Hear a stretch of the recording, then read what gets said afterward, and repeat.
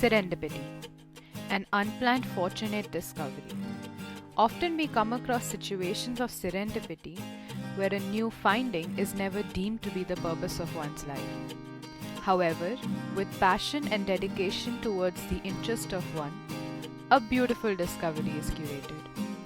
I am Rashi Chada, bringing to you some wonderful moments of serendipity that not only inspire but also motivate one to find their purpose.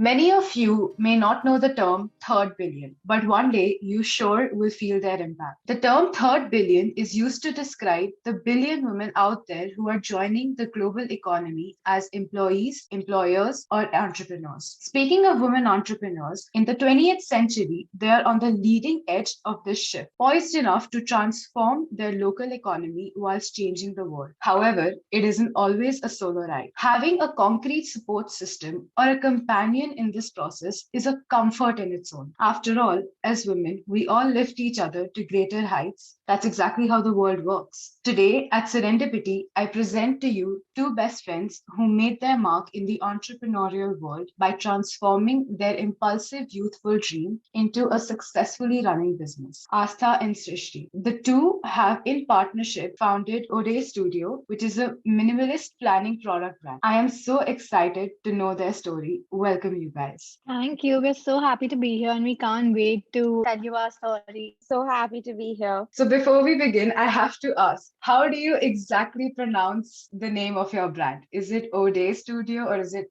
Ode Studio? It's just complicated for me. Yeah, so it's Ode Studio. Yeah. Let's begin from the very Yeah. beginning. Tell us about yourself, where each of you are from, and what the both of you are currently pursuing. Hi, so my name's Aastha and I'm from Bombay and I've just graduated college. I studied at OP Jindal Global University and I'm currently pursuing Ode Studio full time. So I'm Srishti Bajoria and I'm from Delhi. So I've been born and raised in Delhi and I studied with Aastha at OP Jindal Global University. So I did a major in psychology and art and I just graduated 2 months back. And since then, we've taken Ode Studio full time. Amazing. I'm sure it's been treating you guys really well considering the kind of response you have on social media as well as your website. Yeah. What was the kind of first impression you had of each other? We met in university. We were in the same majors. The first full 6 months of college, we didn't know each other. We weren't friends. We had no idea about who we were. And in the second semester, we were actually put in the same class. So we had a couple of classes together. So that's how we met. And right off the bat, when we just met, we both knew that, we get along so well. Yeah, I think our first impression of each other was like, it was just so easy to get along. Everyone would always call us like twins or, that we'd say the same things at the same time. And yeah, that's how it started. Yeah, I would Amazing. agree. I think my first impression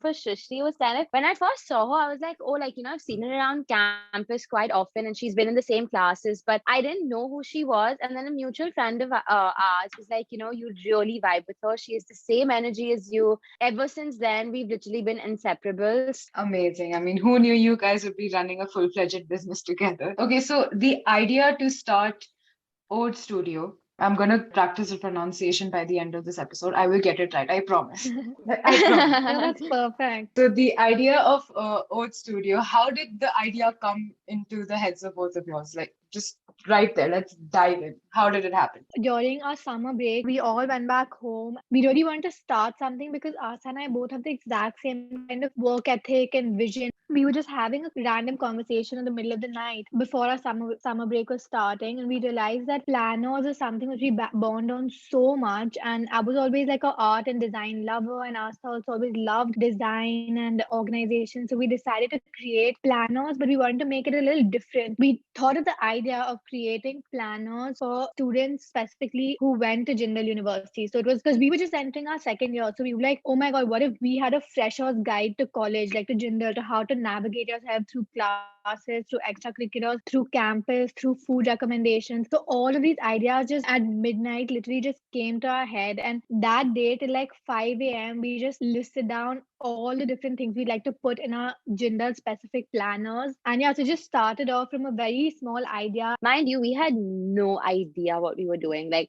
we did not think that we would be pursuing it full time.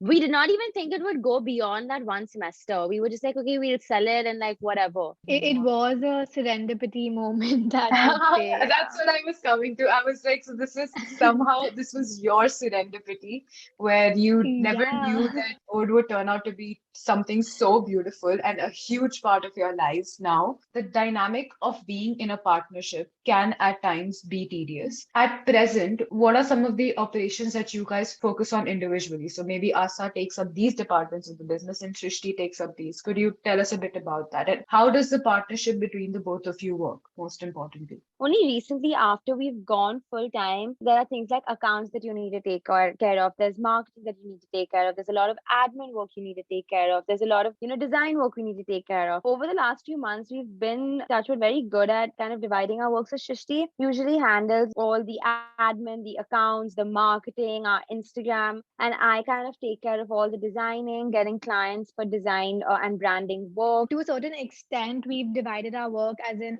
I do the marketing and the accounts, as well as a lot of the products work. So with all the orders that we might get on our website, the packing, the shipping, the delivery, and tracking the order. So that's a lot of the stuff that I do. And Astha, she takes care of a lot of our branding work. So a lot of our graphic design, getting branding clients. So we do a bunch of logo designs and brand collaterals for companies as well. We know that we can do everything, but this is just the way how we, divided it, and we always have each other's back. So every time Astha's stuck in a branding, we'll just do a quick Zoom meeting and try to find a solution. Whenever I don't know what to do and I'm feeling a little stuck, then we'll again like find a solution collectively. Okay, so moving on, when the both of you finally narrow down to the idea of beginning this startup, what are some of the challenges that you faced as entrepreneurs, or should I say, as female entrepreneurs during your initial days? Our manufacturers, they were all men, and especially like at that time, I was 19, Shrishti was 20. At that time, our manufacturers never took us seriously. They would literally not give us the time of day. I had to make my dad speak to them, and my dad would have to literally tell him, like, I don't understand why you're not listening to her, because she knows best how to communicate what she wants to use. We still struggle with it, but I feel like we've gotten a lot better at putting our foot down and kind of saying that, listen, take me seriously, because I am also helping you with a job as well. Because, of course, like with manufacturers, by giving them work as well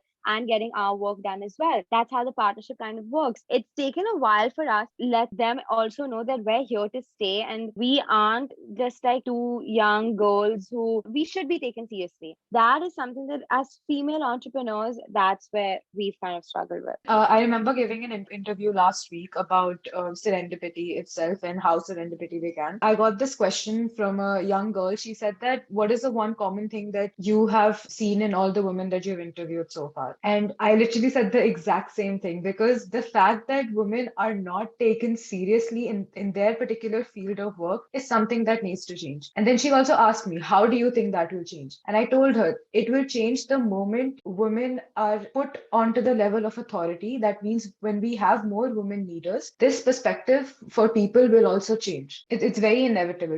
The moment you Exactly. see a Yeah. woman in authority, you know that she's not gotten it for scrap. She's done something to get there. 100%. Yeah, completely agree. When you were finally seeing yourself out there, how was the feeling like for the both of you? Like when it actually started growing the business? I feel like it was really surreal also because when we actually started growing, it was all during the lockdown. So it was all during COVID, and it was absolutely surreal because we saw it all unfolding in front of us, but we had no idea that it was going to happen, and we had no idea that this is what's really happening. So now Mhm. every time we look at that period, we're like, wow, like we didn't know what was, ahead of us. We feel like Ode was really like rebirth when the lockdown happened essentially, because that's when we got into the world of branding and graphic design.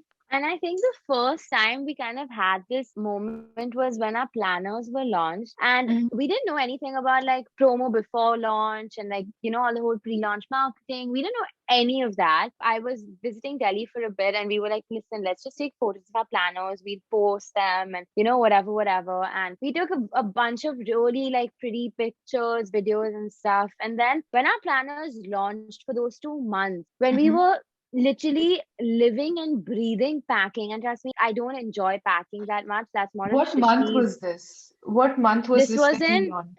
we launched our planners. Srishti, correct me if I'm wrong, December 2020. Yeah, so it was 15th December 2020 was when we Okay, launched our Oh, plan. this was, oh, it was last year, literally last year. Yeah, Yeah, it so was our last first year. planners was in 2019, but our 2021 planners was our biggest launch till Hit. date. So that was Yeah, like okay. that was another like turning moment for us. So when the peak COVID-19 lockdown hit, let's talk about this year because obviously you guys became a hit by the end of last year. So the peak lockdown that happened this particular year, I believe in the month of end of April to beginning of June, Mhm. the period between that. Mhm. How did it impact your business? Ode has been reborn like 3, 4 times over the past 2 years, honestly. But this second wave was like a difficult period for, of course, the entire country. And of course, being an online business, work still continues. So that was around the time when we had just relaunched our 2021 planners once more because the demand was high. So Mhm. the minute we had recovered and things like that, we got back into dispatching all our orders. And at that time, we were actually also finishing our last semester in college. So that was like Okay.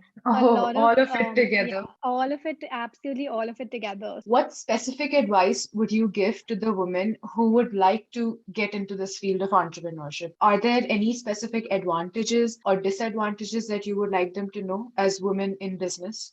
The biggest advantage, not necessarily for women in particular, but just being a young entrepreneur, is that there's no other feeling like the rewarding feeling that you get every time a product gets sold or every time you get a branding client. That feeling is unmatched because you are so attached to what you do, and the passion that you have for working for yourself is very hard to get while, when you work for someone else. Other than this, like a disadvantage, I would say, is not a complete disadvantage because you can use it to your advantage also, but there will be people along the way continuously doubting you, and there will be people who might not take it as seriously. If it's friends, if it's family, if it's just society in general, they might not 100% believe in what you do, but if you believe in what you do, then there's nothing that can stop you. And if people might people might doubt what you're doing, your goals, your vision, but that's something that can also really be used as an advantage because it can help you push further and further to do what you love to do and to achieve all your goals. Astha, you can go ahead. I think the biggest advantage is that whether you start young, you start older, whenever, like, and specifically as a female entrepreneur, you can proudly say that I'm financially independent. I make my own money. I am my own boss, and no one can say a thing about it. When you pursue your passion, when you start and take that risk, that's Mhm. a flex that no one can ever take away from you. And you will always own it because it's something that you have done.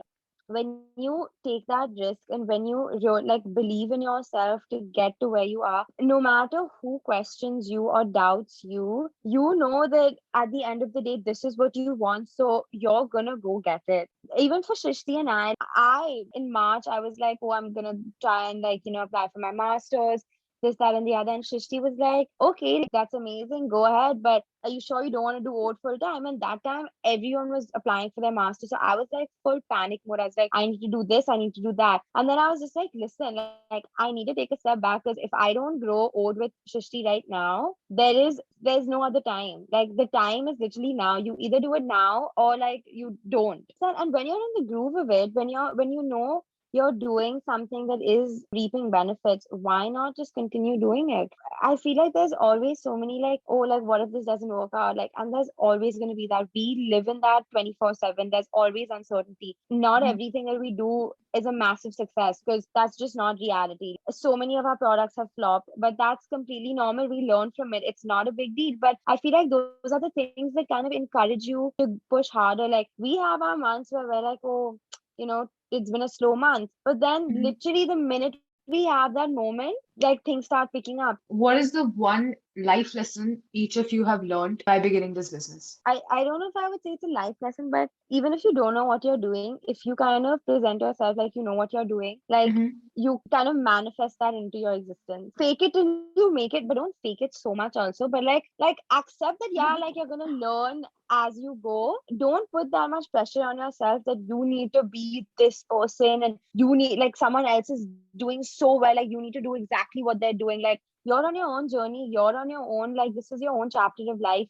Take the leap of faith. If you're thinking that you want to start something, you have an idea, but you're unsure, you don't know how you're going to handle it all, there's so much to think of. Just take the leap of faith, because there's going to be a risk in anything you do. If you plan to study abroad, if you plan to work with someone else, if you plan to start your own business, especially, it's a huge risk. But that risk is worth the everything is worth the risk. What is one moment the both of you vividly remember as something, as one of your proud memories with this business? It's been 3 4 moments in particular in the past 2 years that we just feel like, we just gone a notch up, or we just feel like it's been a really proud moment for us. But I think one Mhm. specific moment was actually earlier this year itself, in March 2021. It was when we were doing an interview. So we were doing an interview with company in a collaboration with a college. We just thought it would be a regular interview, and that's how it'll go, and whatever. So that's what we had in mind. And then when we actually entered into the meeting, we realized that and around 100 young students are hearing us, and people kept joining the room, and we were just absolutely like that 1.5 hours that we were talking to all these students. We just felt so proud, and we just felt like everything has come to life, because I feel like so much of our business has been online. We've not been able to feel the touch and feels of a business that other people might have prior to COVID. Mhm. So just seeing all these more than 100 students talking to us online, and us actually being able to address a real audience that we can see, that we can interact to, that we can really talk about our journey. There were questions, there were comments, there were all these things, and I just feel like just talking to all those people and answering questions about our journey and encouraging them and talking about our challenges as female entrepreneurs, as we've even discussed here. It was just a Mhm. really surreal moment, because it just felt like everything is real. Like, this is not just us every day sitting on our laptops all day alone in a room, figuring it out. There is one question. It just asks any future aspirations you have with Ode Studio in the foreseeable future. There's so much that we want to do. Like we have so much in the works as well. But our biggest, I think, vision is to have a studio of our own, a physical office where Srishti and I Mhm. work, and we get the entire range to have like our own, neon sign and have completely like pink and white interiors. I feel like that's one of our big dreams. So Yeah. maybe like 5 years down the line, we can listen back to this podcast and be like, damn, that's what you dreamt of, and now like it's happening. So Oh, let's I think amazing. that's like one of our biggest goals. And I mean, obviously for the near future, we have our planner launch coming up. So of course, we're so excited about that because people have been really wanting to see our 2022 planner. So that's also something that everyone's really excited about. But yeah, those two things are like one of our biggest goal right now. I think you should add one more thing to the list, which is international delivery, so that I can order some stationery back at home Oh in my Spain. God.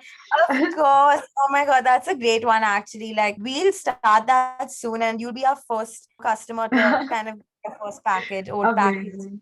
Amazing. It has to be pink. Like that's the goal. So now that we have come to the end of this beautiful dialogue, what is the one song that describes your journey as women entrepreneurs together? And what is that one song? It can be Hindi, it can be English. What's the song that keeps you motivated in and describes your journey? Both. This is probably our favorite question we've gotten. Mhm. Shishti, Yeah. would you like to do the honors of what's our favorite song?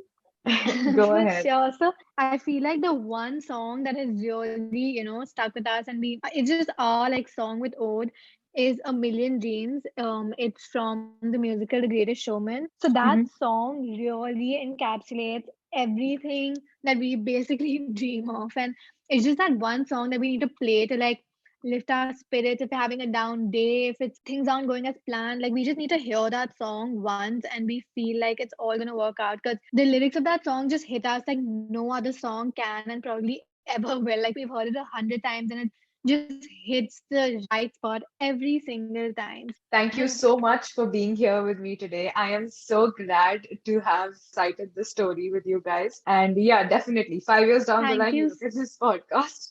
I hope you feel proud. I literally cannot wait for this to happen. And it was so lovely.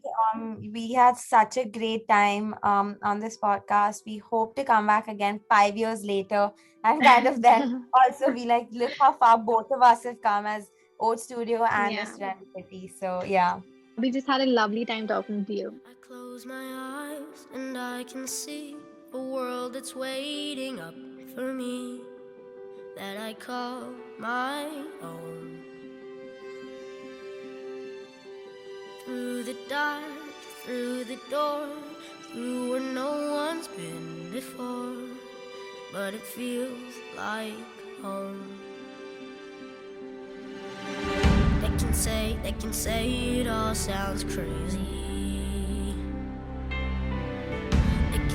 They can say I've lost my mind.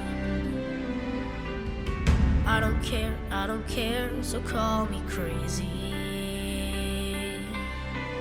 We can live in a world that we